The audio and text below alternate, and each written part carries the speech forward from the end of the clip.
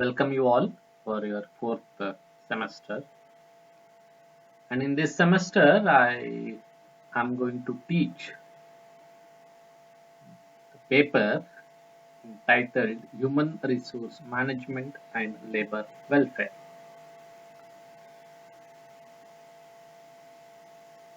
ಮಾನವ ಸಂಪನ್ಮೂಲ ನಿರ್ವಹಣೆ ಮತ್ತು ಕಾರ್ಮಿಕರ ಕಲ್ಯಾಣ ಅಂತಕ್ಕಂಥ ಪತ್ರಿಕೆಯನ್ನ ನಾನು ಇಲ್ಲಿ ನಿಮಗೆ ತಗೋತೀನಿ.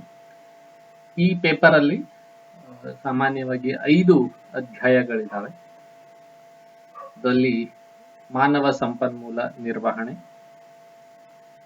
ಅದರ ಅರ್ಥ, ಉದ್ದೇಶಗಳು, ತತ್ವಗಳು, ಮಹತ್ವ, ಅದರ ಕಾರ್ಯಗಳು, ಮತ್ತೆ ಒಬ್ಬ ಉತ್ತಮ ಮಾನವ ಸಂಪನ್ಮೂಲ ನಿರ್ವಹಣಾಧಿಕಾರಿಗೆ ಇರಬೇಕಾಗಿರ್ತಕ್ಕಂತಹ ಕೌಶಲ್ಯಗಳು ಮತ್ತು ಮಾನವ ಸಂಪನ್ಮೂಲ ನಿರ್ವಹಣೆ ಭಾರತ ದೇಶದಲ್ಲಿ ಯಾವ ರೀತಿಯಾಗಿ ಅಭಿವೃದ್ಧಿಗೊಂಡಿತು ಅಂತಕ್ಕಂಥದ್ರ ಬಗ್ಗೆ ನಾವು ಪ್ರಥಮ ಅಧ್ಯಾಯದಲ್ಲಿ ಅಧ್ಯಯನವನ್ನ ಮಾಡ್ತೇವೆ. ಹಾಗೆ ಎರಡನೇ ಅಧ್ಯಾಯದಲ್ಲಿ ಮಾನವ ಸಂಪನ್ಮೂಲ ಯೋಜನೆಯ ಕುರಿತು we are going to study about human resource planning. In this chapter we cover the meaning and concept of human resource planning and need and process of human resource planning, recruitment, placement and induction, training, promotions and demotions and transfer. And also we discuss about the performance appraisal, training and development in this chapter. In third unit we are going to discuss about labor welfare in India, the meaning and concept of labor welfare, intramural and extramural types of labor welfare, statutory and non-statutory labor welfare measures, and functions of labor welfare officer in the industry. In the fourth unit, we are going to discuss about important features and provisions of labor legislations, namely Industrial Dispute Act 1947, Industrial Employment Standing Order Act 1946, the Factories Act 1948, the Employees State Insurance Act 1948, the Employees Provident Funds and Miscellaneous Provisions Act 1952, the Payment of Guarantee Act 1972, the Maternity Benefit Act 1961, the Trade Union Act 1962. And also we discuss about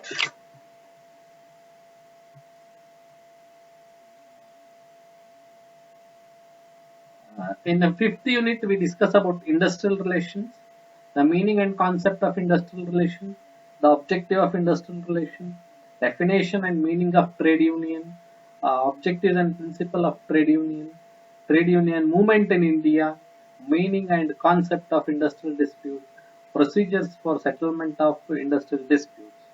These are the core contents which we are going to study under this chapter. So let us begin the first unit.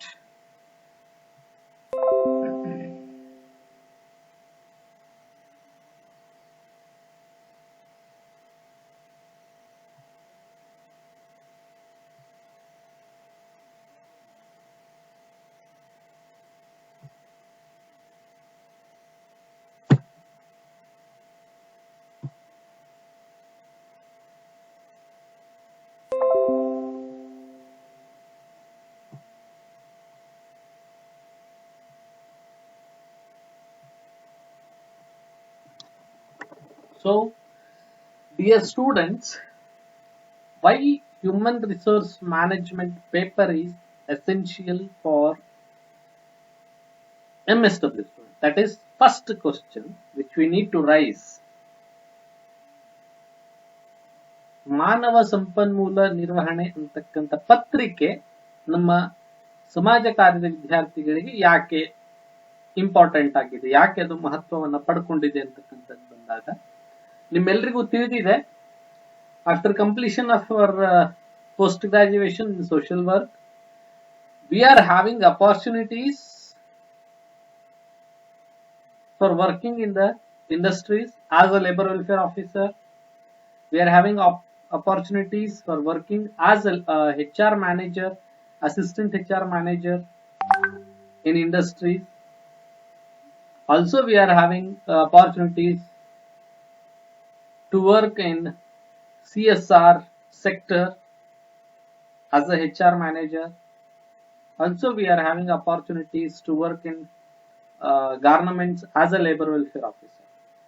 ನಮ್ಮ ಏನು ಸಮಾಜ ಕಾರ್ಯ ವೃತ್ತಿಯನ್ನ ಪದವಿಯನ್ನ ಪಡೆದುಕೊಂಡ ನಂತರ ನಮಗೂ ಕೂಡ ವಿವಿಧ ಕಾರ್ಖಾನೆಗಳಲ್ಲಿ, ಕಂಪನಿಗಳಲ್ಲಿ ಮತ್ತು ಗಾರ್ಮೆಂಟ್ಗಳಲ್ಲಿ ಮಾನವ ಸಂಪನ್ಮೂಲ ನಿರ್ವಹಣಾಧಿಕಾರಿಯಾಗಿ, ಕಾರ್ಮಿಕರ ಕಲ್ಯಾಣಾಧಿಕಾರಿಯಾಗಿ, ಸಹಾಯಕ ಮಾನವ ಸಂಪನ್ಮೂಲ ನಿರ್ವಹಣಾಧಿಕಾರಿಯಾಗಿ ಮತ್ತು ಮಾನವ ಸಂಪನ್ಮೂಲ ಅಭಿವೃದ್ಧಿ ಅಧಿಕಾರಿಯಾಗಿ ಕೆಲಸ ನಿರ್ವಹಿಸತಕ್ಕಂತಹ ಅವಕಾಶಗಳಿದಾವೆ.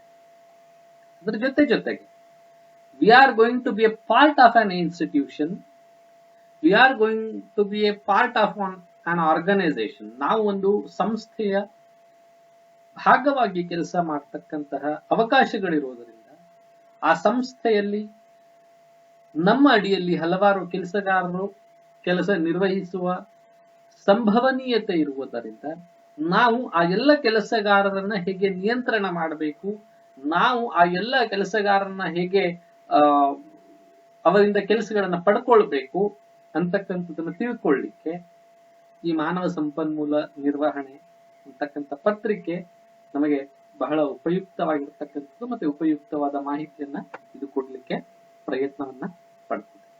ಆ ನಿಟ್ಟಿನಲ್ಲಿ ನಮಗೆ ಈ ಒಂದು ಪತ್ರಿಕೆ ಬಹಳ ಮುಖ್ಯವಾಗಿರ್ತಕ್ಕಂಥದ್ದು ಅಂತ ಹೇಳಿದ್ರೆ ತಪ್ಪಾಗ್ಲಿಕ್ಕಿಲ್ಲ.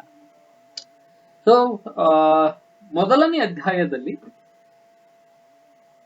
ನಾವು ಈ ಕೆಳಗಿನ ಅಂಶಗಳನ್ನ ಚರ್ಚೆ ಮಾಡ್ಲಿಕ್ಕೆ ಹೊರಟಿದ್ದೀವಿ.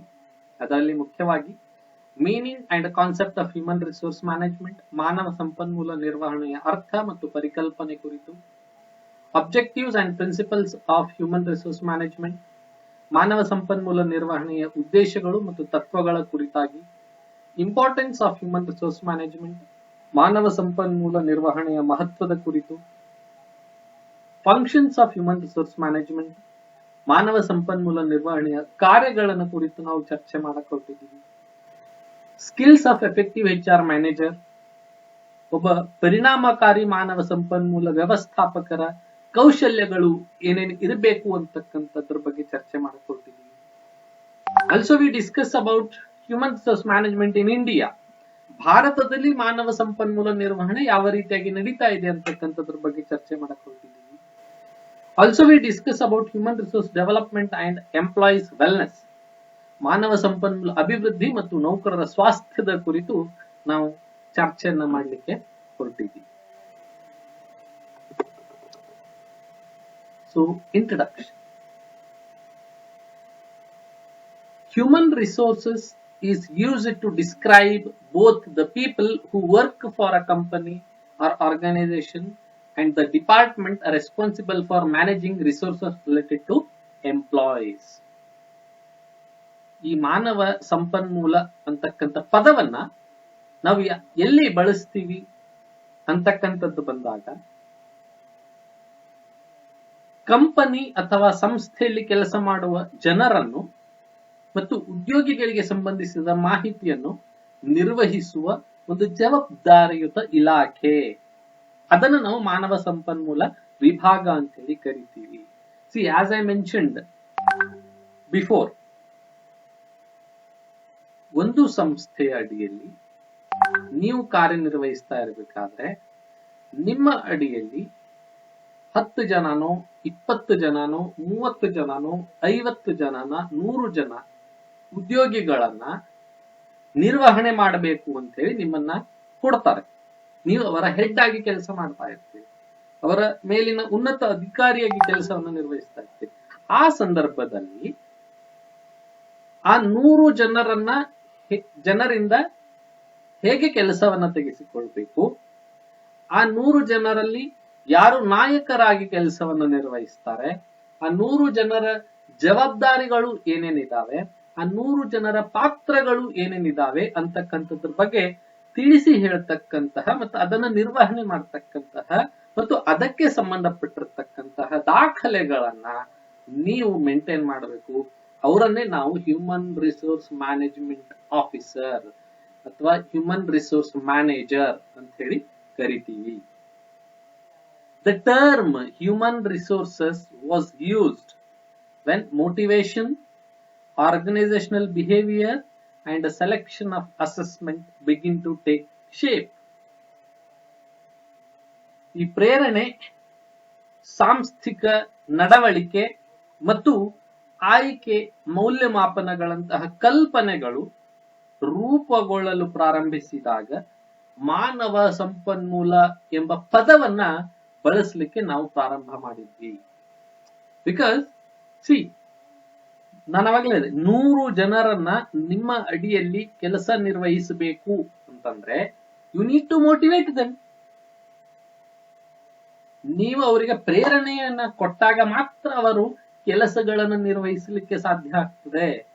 ನೀವು ಅವರೊಟ್ಟಿಗೆ ಉತ್ತಮವಾದ ಸಂಬಂಧವನ್ನ ಬೆಳೆಸಿಕೊಂಡಾಗ ಮಾತ್ರ ನೀವು ಅವರಿಗೆ ಒಳ್ಳೆಯ ಒಂದು ಸಹಾಯ ಸಹಕಾರವನ್ನ ಕೊಡ್ಲಿಕ್ಕೆ ಸಾಧ್ಯ ಆಗ್ತದೆ. ಅವರ ಬೆಳವಣಿಗೆಯನ್ನ ರೂಪಿಸ್ಲಿಕ್ಕೆ ಸಾಧ್ಯ ಆಗ್ತದೆ. ಮತ್ತೆ ಅದೇ ರೀತಿಯಾಗಿ ಅವರು ಒಂದು ಸಂಸ್ಥೆಯ ಅಡಿಯಲ್ಲಿ ಕಾರ್ಯನಿರ್ವಹಿಸ್ತಾ ಇರಬೇಕಾದ್ರೆ ಯಾವೆಲ್ಲ ವರ್ತನೆಗಳನ್ನ ಹೊಂದಿರಬೇಕು, ಯಾವೆಲ್ಲ ನಡವಳಿಕೆಗಳನ್ನ ಹೊಂದಿರಬೇಕು ಅಂತಕ್ಕಂಥದ್ದನ್ನ ತಿಳ್ಕೊಳ್ಳಿಕ್ಕೆ ಸಾಧ್ಯ ಆಗ್ತದೆ. ಅದರ ಜೊತೆಗೆ ಒಂದು ಆಯ್ಕೆ ಏನಿದೆಲ್ಲ, ಒಂದು ಸಂಸ್ಥೆ ಉನ್ನತ ಹುದ್ದೆಗೆ ಹೋಗಬೇಕು, ಉನ್ನತ ಮಟ್ಟಕ್ಕೆ ಹೋಗಬೇಕು ಅಂತಂದ್ರೆ ಅಲ್ಲಿ ಮುಖ್ಯವಾಗಿ ಕೆಲಸಗಾರರ ಆಯ್ಕೆಯ ಮೇಲೆ ಅದು ಅವಲಂಬಿತವಾಗಿರ್ತದೆ. ಇವಾಗ ನಾವೆಲ್ಲ ಹಲವಾರು ಕಂಪನಿಗಳನ್ನ ಮತ್ತೆ ಇಂಡಸ್ಟ್ರಿಗಳನ್ನ ನೋಡ್ತೀವಿ. ಫಾರ್ ಎಕ್ಸಾಂಪಲ್ ಇನ್ಫೋಸಿಸ್ ಆಗಿರಬಹುದು, ವಿಪ್ರೋ ಆಗಿರಬಹುದು, ಟಾಟಾ ಆಗಿರಬಹುದು, ಮತ್ತೆ ಬೇರೆ ಯಾವುದು ಕಿರ್ಲೋಸ್ಕರ್ ಆಗಿರಬಹುದು. ಈ ಎಲ್ಲ ಸಂಸ್ಥೆಗಳು ಒಂದು ಉನ್ನತ ಹೆಸರನ್ನ ಪಡ್ಕೊಂಡಿದಾವೆ ಅಂತಂದ್ರೆ ಅದಕ್ಕೆ ಕಾರಣ ಅವರು ಆಯ್ಕೆ ಮಾಡ್ಕೊಂಡಿರ್ತಕ್ಕಂತಹ ಕೆಲಸಗಾರರು. ಸೊ ಆ ಆಯ್ಕೆಯ ಮೌಲ್ಯಮಾಪನಗಳು ಕೂಡ ಅಷ್ಟೇ ಮಹತ್ವದ ಸ್ಥಾನವನ್ನ, ಮಹತ್ವದ ಪಾತ್ರವನ್ನ ನಿರ್ವಹಿಸ್ತದೆ ಅಂತಕ್ಕಂಥದ್ದು. ಸೊ ಅದನ್ನ ನಾವು ಎಲ್ಲ ಅಂಶಗಳು ಬಂದಾಗ ಅದನ್ನ ನಾವು ಹ್ಯೂಮನ್ ರಿಸೋರ್ಸ್ ಅಂತ ಹೇಳಿ ಕರಿತೀವಿ. Human capital is sometimes used synonymously with the human resources, although human capital typically refers to a narrower effect, that is the knowledge the individuals embody and economic growth. ಮಾನವ ಬಂಡವಾಳ ಅನ್ನು ಕೆಲವೊಮ್ಮೆ ಮಾನವ ಸಂಪನ್ಮೂಲಕ್ಕೆ ಸಮಾನಾರ್ಥಕವಾಗಿ ಬಳಸಲಾಗ್ತದೆ. ಆದರೂ ಮಾನವನ ಬಂಡವಾಳವು ಸಾಮಾನ್ಯವಾಗಿ ಕಿರಿದಾದ ಪರಿಣಾಮಗಳನ್ನು ಸೂಚಿಸುತ್ತದೆ. ಅದೇನು ಅಂತಂದ್ರೆ ವ್ಯಕ್ತಿಗಳು ರೂಪಿಸುವ ಜ್ಞಾನ ಮತ್ತು ಆರ್ಥಿಕ ಬೆಳವಣಿಗೆ. Human capital is what it is the knowledge of individuals and the economic growth ಅಂತಕ್ಕಂಥದ್ದು. Likewise the other terms sometimes used include manpower, talent, labor, personnel, associates, or simply people. ಬರೀ ಹ್ಯೂಮನ್ ಕ್ಯಾಪಿಟಲ್ ಅಂತಕ್ಕಂಥದ್ದು ಅಷ್ಟೇ ಅಲ್ಲ. ನಾವು ಈ ಮಾನವ ಸಂಪನ್ಮೂಲವನ್ನ ಕೆಲವೊಂದು ಸಂದರ್ಭದಲ್ಲಿ ಮಾನವ ಶಕ್ತಿ ಅಂತ ಕೂಡ ಬಳಸ್ತೀವಿ, ಪ್ರತಿಭೆಗಳು ಅಂತ ಹೇಳಿ ಬಳಸ್ತೀವಿ, ಕಾರ್ಮಿಕರು ಅಂತ ಹೇಳಿ ಬಳಸ್ತೀವಿ, ಸಿಬ್ಬಂದಿಗಳು ಅಂತ ಹೇಳಿ ಬಳಸ್ತೀವಿ, ಸಹವರ್ತಿಗಳು ಅಂತ ಬಳಸ್ತೀವಿ, ಮತ್ತು ಅಥವಾ ಸರಳವಾಗಿ ಜನರು ಅಂತ ಹೇಳಿ ಕೂಡ ಕರಿತೀವಿ ನಾವು. ಅದನ್ನ ಆಯಾ ಸಂದರ್ಭಕ್ಕೆ, ಆಯಾ ಸನ್ನಿವೇಶದಲ್ಲಿ, ಆಯಾ ಸ್ಥಳಗಳಲ್ಲಿ ಅದನ್ನ ನಾವು ಬಳಕೆ ಮಾಡ್ತಕ್ಕಂಥದ್ದಿದೆ. So what is human resource? Human resources means the collection of people and their characteristics at work. There are distinct and unique to an organization in several ways. ಮಾನವ ಸಂಪನ್ಮೂಲ ಎಂದರೆ ಕೆಲಸದಲ್ಲಿ ಜನರ ಸಂಗ್ರಹ ಮತ್ತು ಅವರ ಗುಣಲಕ್ಷಣಗಳು. ಸಿ, ನಾನು ಅವಾಗ್ಲೇ ಹೇಳಿದೆ, ಒಂದು ಸಂಸ್ಥೆ ನಡಿಬೇಕು ಅಂತಂದ್ರೆ ಅಲ್ಲಿ ಮಾನವ ಸಂಪನ್ಮೂಲದ ಅವಶ್ಯಕತೆ ಬಹಳ ಮುಖ್ಯವಾಗಿರ್ತದೆ. ಸೊ ಆ ಒಂದು ಸಂದರ್ಭದಲ್ಲಿ ಅವರ ಸಂಗ್ರಹ ಏನಿದೆ, ಕಲೆಕ್ಷನ್ ಆಫ್ ಪೀಪಲ್, ಅವರ ಸಂಗ್ರಹ ಬಹಳ ಮುಖ್ಯವಾದ ಸ್ಥಾನವನ್ನ ಪಡ್ಕೊಂಡಿರ್ತದೆ. And their characteristics at work, ಕೆಲಸದಲ್ಲಿ ಅವರು ಯಾವ ರೀತಿಯ ಗುಣಲಕ್ಷಣಗಳನ್ನ ಹೊಂದಿದ್ದಾರೆ ಅಂತಕ್ಕಂಥದ್ದು ಬಹಳ ಪ್ರಾಮುಖ್ಯತೆಯನ್ನ ಪಡ್ಕೊಂಡಿದೆ. ಹಲವಾರು ವಿಧಗಳಲ್ಲಿ ಮಾನವರು ಸಂಸ್ಥೆಗೆ ವಿಶಿಷ್ಟ ಮತ್ತು ಅನನ್ಯರಾಗಿರುತ್ತಾರೆ. See, a human is a unique and he is a distinct for the development of an organization. ಒಂದು ಸಂಸ್ಥೆ ಅಭಿವೃದ್ಧಿ ಹೊಂದಲಿಕ್ಕೆ ಮಾನವರು ವಿಶಿಷ್ಟವಾಗಿರ್ತಕ್ಕಂತಹ ಸಾಮರ್ಥ್ಯವನ್ನ ಹೊಂದಿರುವ ವ್ಯಕ್ತಿಗಳು, ಅದರ ಜೊತೆಗೆ ಅವರು ಅನನ್ಯರಾಗಿರುತ್ತಾರೆ, ಅವರು ಬಹಳ ಪ್ರಾಮುಖ್ಯತೆಯನ್ನು ಹೊಂದಿರ್ತಾರೆ ಅಂತ. So up to this we have been discussed about the human resource. But now we are going to study about what is human resource management. HRM is concerned with the human beings in the organization. ಮಾನವ ಸಂಪನ್ಮೂಲ ನಿರ್ವಹಣೆಯು ಸಂಸ್ಥೆಯಲ್ಲಿನ ಮಾನವರ ಬಗ್ಗೆ ಅಥವಾ ಕೆಲಸಗಾರರ ಬಗ್ಗೆ ಕಾಳಜಿಯನ್ನು ವಹಿಸುತ್ತದೆ. Finish. There is no other definition. It is only concerned with the human beings who are working in the organization. That we need to keep in our mind. The management of man is a very important and challenging job because of the dynamic nature of the people. See, ಪ್ರತಿಯೊಬ್ಬ ವ್ಯಕ್ತಿ ಬಹಳ ಕ್ರಿಯಾತ್ಮಕ ಆಗಿರ್ತಾನೆ, ಕ್ರಿಯಾತ್ಮಕ ಸ್ವಭಾವವನ್ನ ಒಳಗೊಂಡಿರ್ತಾನೆ. ಆ ನಿಟ್ಟಿನಲ್ಲಿ ಮನುಷ್ಯನ ನಿರ್ವಹಣೆ ಏನಿದೆ ಅಲ್ಲ, ಅದು ಬಹಳ ಮುಖ್ಯವಾಗಿರ್ತದೆ ಮತ್ತು ಬಹಳ ಸವಾಲಿನ ಕೆಲಸ ಆಗಿರ್ತದೆ. ಆ ನಿಟ್ಟಿನಲ್ಲಿ no two people are similar in mental abilities, tacticians, sentiments and behaviors. ಅದೇ ನಿಟ್ಟಿನಲ್ಲಿ ಎರಡು ವ್ಯಕ್ತಿಗಳು ಯಾವತ್ತೂ ಮಾನಸಿಕ ಸಾಮರ್ಥ್ಯಗಳಲ್ಲಿ, ತಂತ್ರಜ್ಞಾನದ ಬಳಕೆಯಲ್ಲಿ, ಭಾವನೆಗಳಲ್ಲಿ ಮತ್ತು ನಡವಳಿಕೆಯಲ್ಲಿ ಒಂದಾಗಿರ್ಲಿಕ್ಕೆ ಸಾಧ್ಯನೇ ಇಲ್ಲ ಅಥವಾ ಸಮಾನರಾಗಿರ್ಲಿಕ್ಕೆ ಸಾಧ್ಯನೇ ಇಲ್ಲ ಅಂತಕ್ಕಂಥದ್ದು ಈ ಮಾತನ್ನ HRM ಅಲ್ಲಿ ನಾವು ತಿಳ್ಕೊಂಡಿರಬೇಕು. People are responsive, they feel, they can think, they can act, therefore they can not be operated like a machine or shifted and altered in template in a room layout. ಜನರು ಯಾವಾಗಲೂ ಸ್ಪಂದನೆ ಕೊಡತಕ್ಕಂಥವ್ರು. ನಾವು ಹೇಳ್ತಾ ಇದ್ದೀವಿ, ಮಾನವರೊಂದಿಗೆ ನಿರ್ವಹಿಸಬೇಕಾಗಿರ್ತಕ್ಕಂತಹ ಕೆಲಸ ಇದು. ಮಾನವ ಸಂಪನ್ಮೂಲವನ್ನ ನಿರ್ವಹಣೆ ಮಾಡಬೇಕಾಗಿರ್ತಕ್ಕಂಥ ಕೆಲಸ. ನಾವು ಮಷಿನ್ಗಳ ಜೊತೆಗೆ ಕೆಲಸ ಮಾಡ್ತಾ ಇದ್ರೆ, ನಾನು ಯಾವ ಬಟನ್ ಅನ್ನ ಪ್ರೆಸ್ ಮಾಡ್ತೀನೋ ಆ ಬಟನ್ನಿನ ಆಕ್ಟಿವಿಟಿ ಆ ಮಷೀನ್ ಅಲ್ಲಿ ಪ್ರಾರಂಭ ಆಗ್ತದೆ. ಫಾರ್ ಎಕ್ಸಾಂಪಲ್, ಈಗ ನೀವು ಒಂದು ಲ್ಯಾಪ್ಟಾಪ್ ಅನ್ನ ತಗೊಳ್ಳಿ. ಲ್ಯಾಪ್ಟಾಪ್ ಅನ್ನ ತಗೊಂಡು you wanted to do a PPT. ನೀವು PPT ಅನ್ನ ಓಪನ್ ಮಾಡ್ರಿ.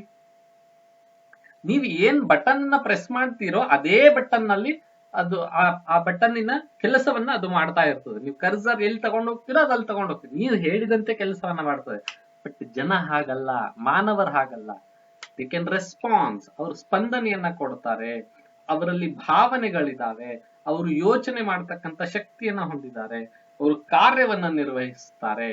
ಆದ್ದರಿಂದ ಅವರನ್ನ ನಾವು ಯಂತ್ರದಂತೆ ಬಳಸ್ಕೊಳ್ಳಿಕ್ಕೆ ಸಾಧ್ಯ ಇಲ್ಲ. ಕೈಯಲ್ಲಿ ಒಂದು ಮೊಬೈಲ್ ಇದೆ, ಆ ಮೊಬೈಲ್ ಅನ್ನ ನಾವು ಹಲವಾರು ರೀತಿಯಲ್ಲಿ ಬಳಕೆ ಮಾಡಬಹುದು, ಹಲವಾರು ಸಾಫ್ಟ್ವೇರ್ ಗಳನ್ನ ಬಳಕೆ ಮಾಡಬಹುದು.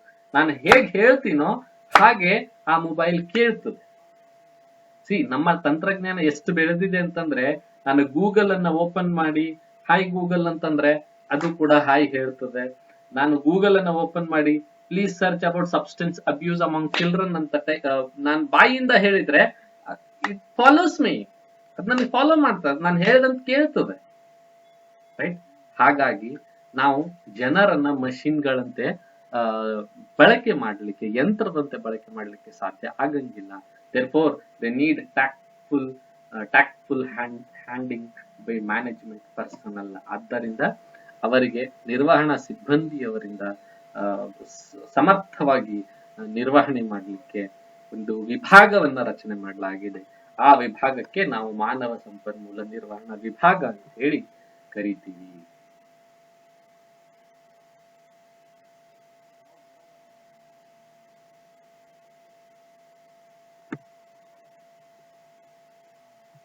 ಸೊ ಇವತ್ತಿಗೆ ಇಷ್ಟು ಸಾಕು, ಮಿಕ್ಕಿದ್ದು ಮತ್ತೆ ನಾವು ನಾಳೆ ಚರ್ಚೆ ಮಾಡೋಣ. Thank you. ಯಾರಿಗಾದ್ರೂ ಪ್ರಶ್ನೆಗಳಿದ್ರೆ ನೀವು ನನಗೆ ಚಾಟ್ ಬಾಕ್ಸ್ ಅಲ್ಲಿ ಹಾಕ್ಬಹುದು, ಅಥವಾ ನೀವು ಏನು ಕೇಳಲಿಕ್ಕೂ ಕೂಡ ಅವಕಾಶ ಇದೆ. ನಿಮ್ಮ ಮ್ಯೂಟ್ ಅನ್ನ ಅನ್ಮ್ಯೂಟ್ ಮಾಡಿ ಪ್ರಶ್ನೆಗಳನ್ನ ಕೇಳಿ ಮತ್ತೆ ನೀವು ಮ್ಯೂಟ್ ಆಗ್ರಿ, ನಾನು ಉತ್ತರಗಳನ್ನ ಕೊಡ್ತೇನೆ. ಯಾರಿಗಾದ್ರೂ ಪ್ರಶ್ನೆಗಳಿದಾವ? Any questions?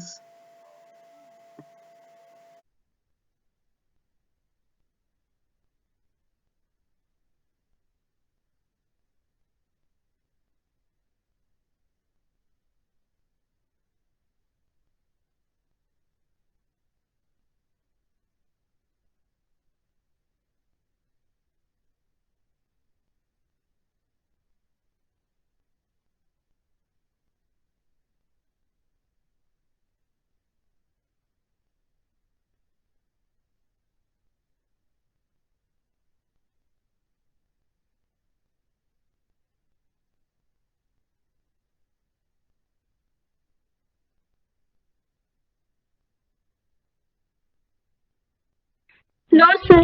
No, sir.